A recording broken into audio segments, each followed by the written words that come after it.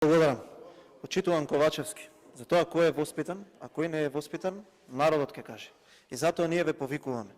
И вие треба да знаете, иако сте нов во политиката, дека некогаш, порано или подоцна, ќе мора да излезете да се соочите со народот. Оно што е јасно и до сега, прилично јасно кажано, 5 или 6 датуми имате добивате. 5 или 6 датуми за преговори. Се офитува во авионот. Кога сме почнале скрининг? 2018 Рената Десковска-Треневска кога пишала, или 2019 кога Маричиш пишал, или сега кога вие кажувате?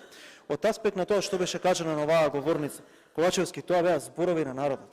А за тоа кој треба да се срами, јас и колегите од оваа страна не се срамиме. Вие се срамите.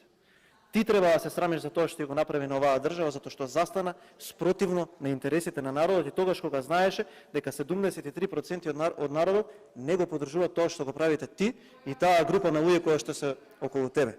Понатаму, полека. Еве да речеме дека вие сте во право.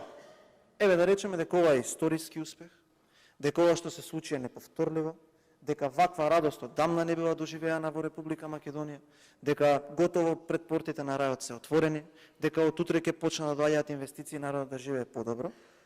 Повелете на референдум. Повелете на референдум. Ајде да излеземе и народот да каже. Еве од аспект за прашањето. Идејата на Пендаровски е сосема прилично пристојна појдовна основа. Ајде охрабрете се да седнеме заедно и да одлучиме за консензуално прашање за референдумот.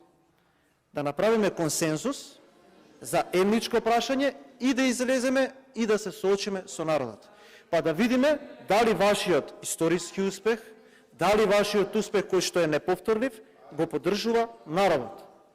Ако беше така Ковачевски, вие, господинот позади вас, целата влада, пратениците и онаа елита ќе бевте на плоштадот и ќе го славевте со народот. Не го славевте со народот. Но еве да кажем уште една работа. Помеѓу таму присутните беше присутен и еден господин по кој што имаше распишано потерница. Само за да кажам каква е сликата на вашата власт. Тоа е господинот кој што обвинет за копање на криптовалути во ГТЦ Габриел Бајрам. Ама знаете ли која е поголемата иронија? Тоа што Габриел Бајрам таму беше најчесен од сите вас кои што ја славевте таа историска одлика на Република Македонија.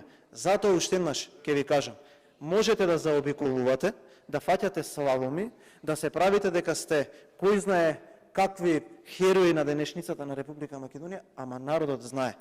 Порано или подоцна, без разлика какви слаломи ќе фаќате во собранието, ние заедно со народот ќе ве соочиме со неговата волја.